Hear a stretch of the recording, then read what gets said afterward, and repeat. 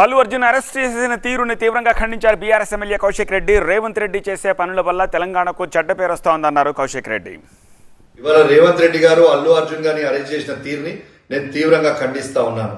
ఇవాళ అల్లు అర్జున్ గారు భారతదేశంలోనే ఒక పెద్ద స్టార్. అట్లాంటి స్టార్ ని క్రిమినల్ అరెస్ట్ చేసినట్టు బెడ్రూమ్ దగ్గరికి పోయి అరెస్ట్ చేయడాన్ని మరొకసారి నేను తీవ్రంగా ఖండిస్తా ఉన్నాను. అసలు అల్లు అర్జున్ గారిని అరెస్ట్ చేయాల్సిన అవసరం ఏముంది? ఇలా పుష్ప రిలీజ్ కి పెద్ద ఎత్తున జనం వస్తారని రేవంత్ రెడ్డి గారి ప్రభుత్వానికి తెలియదా అని నేను అడుగుతా ఉన్నాను. ఇవాళ అక్కడ స్టాంపీడ్ అయింది. ఆ చనిపోయిన వ్యక్తికి నేను నా సంతాపం తెలియజేస్తా ఉన్నాను.